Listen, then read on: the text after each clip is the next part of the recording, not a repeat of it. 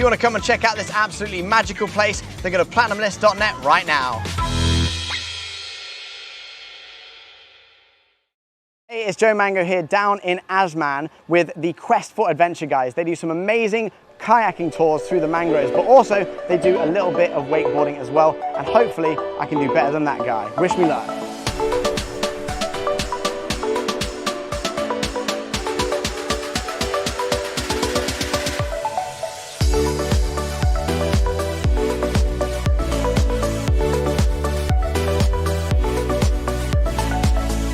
So we've now come to the mangroves in Asman, and we're about to go do some kayaking.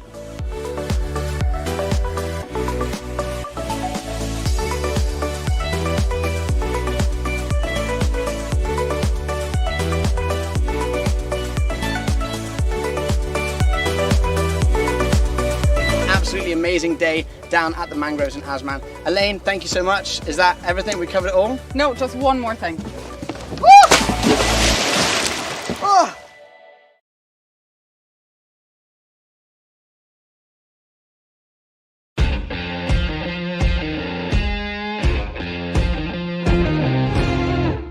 Hi, I'm Lily. And I'm Dan. And we are the Load-In. We are indeed. It's been a while since we've said that. I feel like I haven't seen you in ages. It feels like it's been a while. It's been pretty busy, actually. Lots have been happening. Lots has been happening, which best we're really news, excited. Best news. Which best news? Events. Oh, yeah, events are, well, in Dubai 15th. anyway, are making a comeback 15th of September. 15th of September, local and international. International, hopefully from the 1st of October. How's that making you feel? The team good. must be. Yeah, everyone's excited, but I mean, it's been a hard 6 months.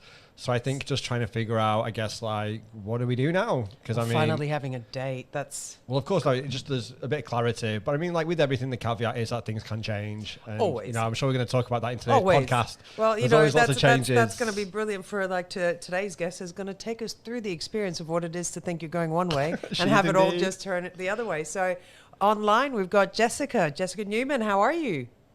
Hello, guys. I'm good, thank you. Hi, Jess. It's so good to hear from you. Like, it's been a long time since we saw you last time in Dubai. I know, it's about 4 years since. Seriously, 4 years? Yep. Oh my God! Like, you've actually just made me feel really old. I did the same. We've got like 4 years. It felt like last week. It was only last week. No, I thought it was like a year, 2 years ago maximum. I didn't realize it was 4 years already. Well, Jess, for all our listeners out there, we know who you are, but can you just share with us a little bit about yourself? Sure. So, as I've already said, I've spent quite a bit of time in the UAE. So, Dubai and Abu Dhabi were my home for about 14 years. Ooh. And originally being based in Germany, I studied foreign trade and international management in Hamburg as part of my studies. So I had to do a 4-month internship abroad. And through people I knew, I ended up in Abu Dhabi in 2002, all the way back. And pretty much from the beginning, I knew that I wanted to stay in the UAE for longer at the time. So I still had to go back to Germany, complete my internship in Abu Dhabi, finish my studies, and then came back to the UAE, where I ended up living and working until 2016. Wow, 2002? I didn't realize it was that far back. I didn't. That's a lot. Like, you saw a lot of change then. I mean, Yeah, like you 2002 saw it was all. not what it was like today. No, you went through the nothingness to the peak to the trough to the good times to the kind of just before COVID. to all of it and then back again. See, because Yeah, I it's remember just as I was finishing at Action Impact, I think you were starting there. That was back in Correct. 2012. Now No, you're showing your age. I'm showing my age. That's like 8 years ago. And makeup. Oh God, it's not working. Yeah, it's 2010, I think I started. Oh, God, and I'm then I stayed with Action Impact until 2013. Wow. And then I joined Blink Experience all the way up to May 2016 when I finally left for good. Oh, wow. So you're in Hamburg now. That is correct, yes. I'm not even going to try and pronounce the company, the agency you're with now, but do tell us a bit about them. I was like, first of all, I was expecting like No. Lily's best German accent. No, I know my limits. Not to do that. So when I came back in summer 2016, I actually touched base with a company called Kontrapunkt, but for all the foreigners, you can say KP as well, which makes it easier. So, and ever since 2016, I work with KP as a key account director here in Hamburg. And Contrapunkt has been in the industry since 1989 and is owned and managed by two partners, our two managing directors, who are still active in our business today. Nice. And we are the typical event management agency, but also communication and live communication agency. So we do classical event management, exhibition services, participant management, as we have our own developed software, which has been in the market for over 17 years now. Wow. And recently, we've already focused on more and more digital and hybrid events. Yeah. Wow. And all right, so you my guys have been role busy. pretty much is I look after a few local government clients here in Hamburg and also take care of the international business. Yeah, because you were telling me that you guys have clients all over, like from China to and all the way across China. I said China to where? I said China. It's not a bad Yeah, word. that is correct. Yeah, we focus on our international business for a few years now. And when I first joined Contrapunkt, it was actually quite funny because I just returned from Dubai. I still had luggage in Dubai and that I needed to pick up. And my managing director at the time said, "Hey, we've got a project for you, but it's abroad." And I said, "That's fine, no problem." And he said, "It's actually in Dubai." So I ended up going back to Dubai for our very first project, delivering an event at the Intercontinental Festival City, and managed to pick up some more of my luggage at the time, which was pretty good. It's almost like you just step off the plane like we're going to send you We'll back. send you back. I know. Good, actually. It saves on shipping. Also, and it's also nice because it's always hard saying goodbye, you know, Yeah. as an expat and constantly having to move. So Can you getting imagine told that to sort of go back, oh, I'm back. You bump into someone, it's like, I thought you'd left. It's like, well, I did. I've just come back for a week. That's exactly what happened. I can imagine you bump into people all the time in Dubai. Well, listen, Germany, how's the atmosphere there at the moment? Well, it's been strange, and at times, to be honest, it's been quite depressing as well. Germany went into lockdown mid-March, pretty much like everybody else, Like us. and our industry was one of the first to be affected. We pretty much lost all of our annual business within a matter of weeks, starting in February. And then, well, we ended up working from home for about 3 months, slowly started going back to the office like once a week. And as of June, the country slowly started to open up again. And it was a pretty good feeling because the number of infections were low and people were brave to go out again. The weather was good and they ended up going out to restaurants and spend time outside and in smaller groups. But then traveling across Europe was allowed again and started. People started to go on holidays. So that was the tricky phase because a lot of them came back and numbers are rising again. So whereas we had a pretty good feeling for a few weeks or a couple of months, it's going a bit downhill again, which is a bit depressing, to be honest with you. I was going to say, because Germany was kind of, I guess, one of the Ahead. countries that was ahead and did, like, obviously a really Big good time. job, like, in the initial stages of lockdown and stuff like that. But I think, I Yeah, mean, we can see across because all... I think Go on. Well, I think what they did right was with the first countries when it hit Europe, like Italy and Spain as well, and France. Germany very quickly prepared their hospitals and their intensive care units and cleared space. So they managed to keep number of deaths down and just looked after everyone. And we tested from the very beginning quite a lot. So I think that helped us pretty much through the rough months. That's sort of that's been us as well, though. Yeah. Like, well, I think as Dubai, we were also quite quick. We jumped on it quite quickly. We were all sent home. We had the lockdowns. God, I mean, ours we was had permits. intense. We had to get permits. Ours was pretty intense compared to many places around the world where it is, you know, it's compulsory but kind of optional at the same time. Yeah, well, come on. We had what got to the point where it was you could only go shopping once every 3 days. I know, it's probably a good thing for me, actually, the amount of money I spend and the amount of food I eat, so it wasn't a bad thing. It wasn't a bad thing at all. But do you think the numbers have risen more because there isn't enough testing between the borders? Because I people are think going to travel. Yeah, I think there is. Yeah, I think it's a matter of people being a bit fed up with the whole situation and just not as careful anymore as they used to be. Yeah. It's also a lot of the younger generation that's currently being affected. So a lot of these kids, I mean, for months they weren't able to do anything, or go out or do anything fun. So they're just keen on being out there and meeting and partying, of course. So you have, it's a different group of people at the moment. They're still testing, and all the countries have increased their capacity when it comes to testing. But it's just people are also don't want to be sit at home anymore. They want to go out. They want to meet people, and that's obviously when it happens. Yeah, well, I was going to say, in the UK, we're talking about people, young people having a good time. In the UK now, there's like illegal raves happening everywhere. There's all these little music festivals and music things. Cool is that? It is called grassroots, but it's completely illegal. And everyone's like, you know, you can't do it. We weren't part of that during a pandemic. You know, again, making us feel old. But yeah, it's just like going back to that point. Like, you know, people are quite fed up now, I think, about with all of this. And well, life has to go on, right? Life does have to go on. Life has to go on. Yeah. You know, are there still any other restrictions there, or is it completely open, even with regards to numbers going up, cases going up? Have any restrictions been brought back in? Well, yes, and the tricky part is that we have a federal system in Germany, meaning due to the fact that federalism in Germany is one of our several principles for our state organization. That means the country consists of 16 federal states who perform their own state functions, apart from being part of a federal unification.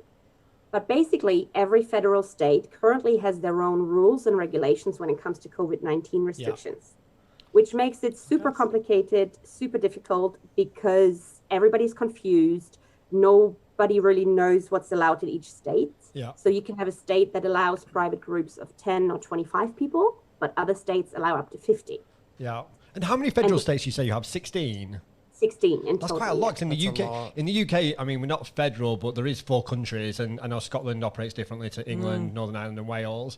And I guess for the UAE, we've got 7. We're the same, we've though. got 7 Look, states here. Abu Dhabi's got one set of rules. Dubai's got another set of rules. So it's really quite confusing. and even though there's federal level, so I understand. And like we have a physical border now between Abu Dhabi and Dubai. That's crazy. I remember going across it months ago and going, what's this structure? Really? Yeah, they were building it. To be honest, it was back in April. I went to the Gantu Boo shop and it wasn't there like just before. You can't go anymore. They put get cones. It's anyway, we digress. We are digressing, but you know, priorities, the important things. It's the young thing that got me through lockdown. Oh God, but yeah, you know, Q4.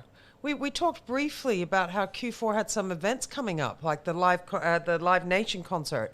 And then there was the test concert that they were doing to get volunteers and stuff. Yeah, I heard about that. Apparently it's all been cancelled. Jess. Oh, really? Yeah.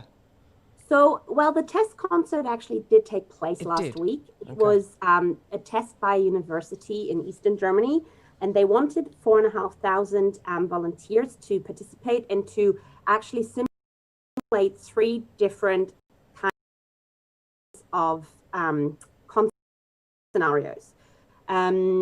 And in the end, due to rising numbers and people becoming a bit careful again, only about 1,200 joined.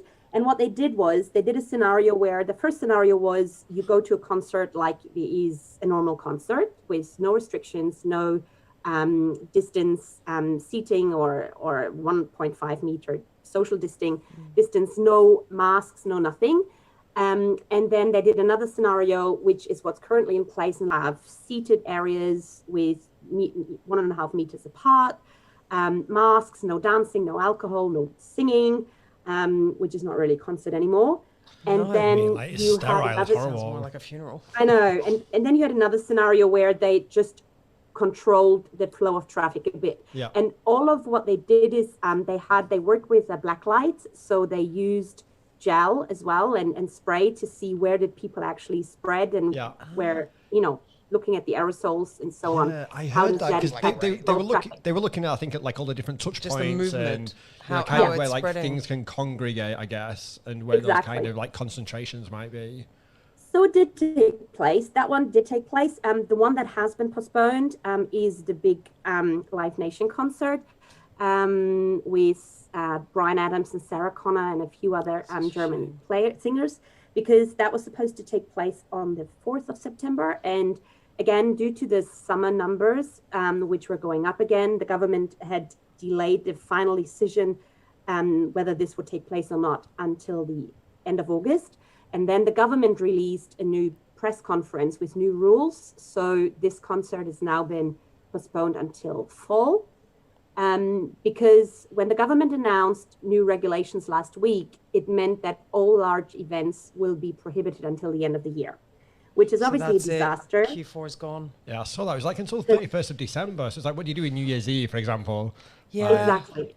Yeah, so Oktoberfest is cancelled, large festivals are cancelled. Yeah, Oktoberfest. Sorry, I didn't even think about that, but that's such a massive festival across all of Germany. Well, that just can't happen. Well, it can't happen, but you know, that's such an important date. But that's the thing, like it hurts. Yeah, man. Now it really hurts. It's starting to, like, well, you know, one of the topics that we want to cover in the coming weeks is mental health. Yeah. I think this is where it's really going to kick in. But like Jess, you were saying, from a furlough scheme, at least Germany's really looking after its people, because the furlough scheme's been extended. It has been extended, which was also one of the decisions in last week's press conference. It has been extended for another year because at the moment it was going until February 2021. Yep. So they included the whole of 21 for the furlough scheme as well, which means anyone that's on short-time work will get compensation from the government for another year. Yes. I mean, it's good that obviously people are getting looked after and protected that way.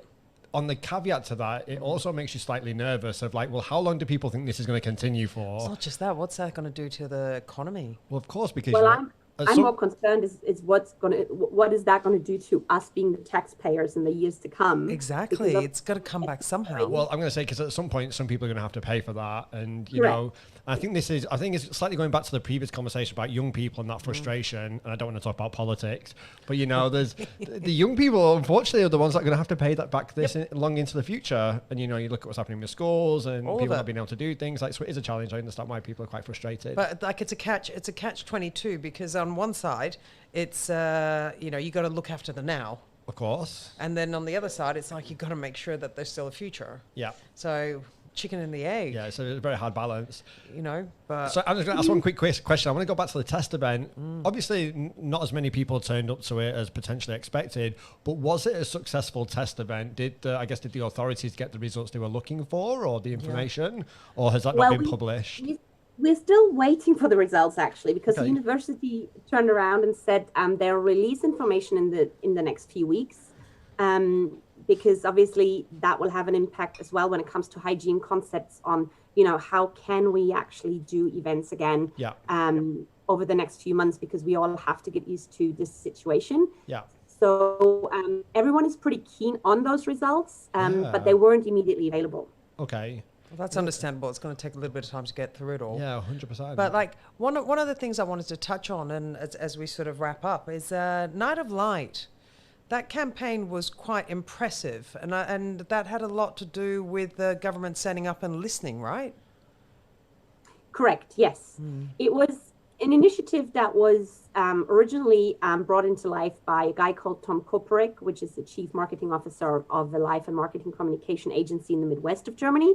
And the objective mainly was to highlight the dramatic situation that our industry is in. Yeah. So they started off with just a few companies that would join the initiative. And within 3 weeks, they had thousands of companies that joined in, including ContraPunkt as well. So we were part of that initiative. So during the actual night, we had more than 9,000 buildings in over 1,500 cities in Germany that were illuminated in red. Yeah. There were a total of 40,000 participants from the industry that joined. So anyone, suppliers, venues, event agency, tech suppliers, you name it. And basically there was hope that we would start a dialogue, or the organizers would start a dialogue with government representatives in order to prevent a massive wave of insolvencies, and come up with a long-term plan on how to rescue the industry. Yeah. Because the industry in Germany is actually the 6th largest sector of the German economy, with a revenue of 130 billion euros and more than 1 million staff. That's incredible. And also, I think globally, our industry is one of the fastest growing as well. It's not an industry that's stagnating. It's actually growing exponentially. But the biggest problem is it's the one industry where it's not easy to put the dollar value to it. Of course. Because it sits under so many others. Because we were talking about this with the UK. And also in many aspects, you know, you kind of look at, I guess, what what is perceived of the events industry. It's a nicety, it's a luxury. But it's not. But it's not, but it's much more than that. And you go into like the digital side of it, the marketing, the branding. Well, comms, it's huge. comms is everything. Yeah. Like with business, if you don't communicate what you're about, yeah, then what are you? And countries and people and brands, they do that through live events And people experiences. need contact. 100%. So I disagree with anyone who likes to think that our industry is nothing more than a nicety. Indeed. But in terms of the I guess like the activity and activation that you guys created, like was it successful? Did it create the dialogue that you wanted with the federal or the state governments? So, just partially, to be honest, because the challenge is that our industry consists of numerous small associations and initiatives that are spread all over Germany. So we do not have the strength and the political influence that the automotive or airline lobby has. So it takes time before you get heard. And also, it's just small baby steps in order to gain more influence and receive the government support that the industry needs. They did have the first talks, and the organizers are planning a number of further actions and communicated concrete demands on how our industry can be saved to also reach a realistic outlook together with the government. That's an ongoing process. There is another large demonstration scheduled for the 9th of September in Berlin from the industry. But as I said, it's tricky because but at least it's the doing automotive something. lobby or the airline Like lobby. the Red Alert campaign. I heard like as fantastic as it was, and everyone sort of came together, it didn't seem to have that same sort of movement with the government, did it? Yeah, well, I think, I mean, it's hard. And I think, I'm just thinking actually what Jess is mentioning, and again, how, our industry is made up of small associations and multiple different groupings and things. And I think that's probably the biggest challenge that we're all facing right now is that our industry is so fragmented. It's not like you said, like the automotive industry where you have, everyone working together. And I think maybe, when we look back at this in a few years' time, that's something we really do need to address. Because I speak to my colleagues in the US and they're saying exactly the same. Well, the whole world's saying it. I think what's great about our industry is although it's global, it's actually quite a small industry at the same time. Everyone really we all knows know each everyone. other. Yet when it comes to trying to band together, it's one of the hardest things for us to do. Yeah, like everyone's doing bits and pieces, and it's fantastic. And it's amazing that for an industry that you could pick up the phone and find a contact in the UK or in the US or anywhere through one or two calls. I know if I need something in Asia, one or two calls and I'll find someone. So if we're able to do that, why is it that we can't? Indeed. But I also feel as well, again, what Jess mentioned is really difficult to get that, that cut through with government. But I think everybody's facing the same challenge. Unfortunately, I don't follow the media in Germany, but I look at what's happening within the UK. And my friends, I remember, I think after Germany did it, a number of other countries did it, and then the UK did their own Night of Light, their own initiative, and my entire timeline was just filled because it just shows how many people I know that work in the industry was just filled with red. And it was like that was the one time when I actually stood up and I thought, oh, like, they're actually, something's happening. And all the comments and all the things which people were saying was that the government is not supporting, there's nothing there for them. And, going back to how we kind of started this conversation,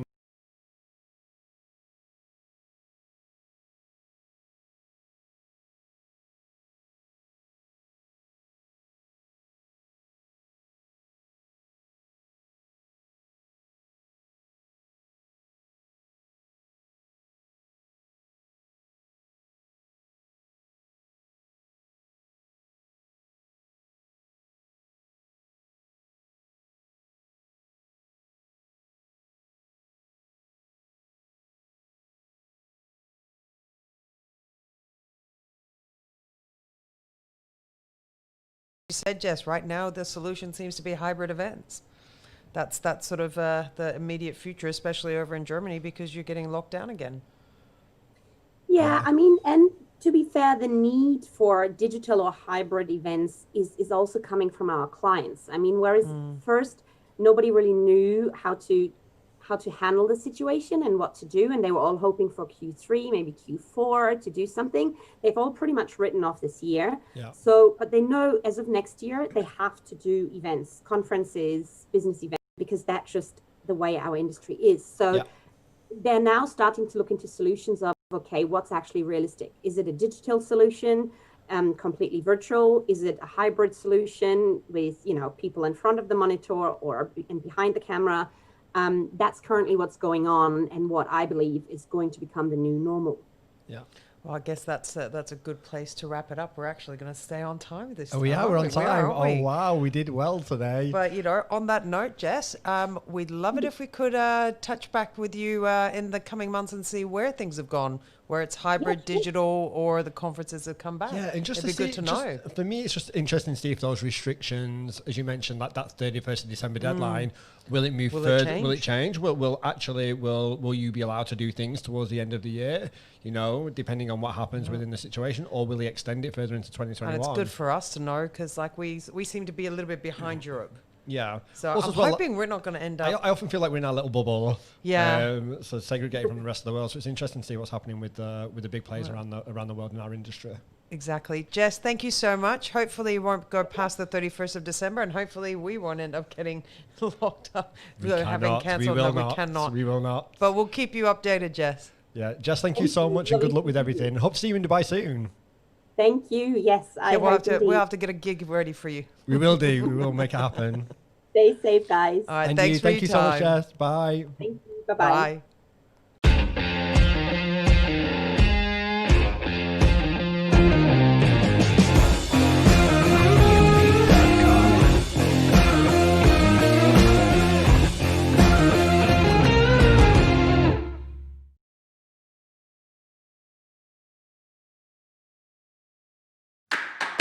Hey, it's Joe Mango here from Platinum List down at the Museum of Illusions. If you want to try out this awesome place, then follow me.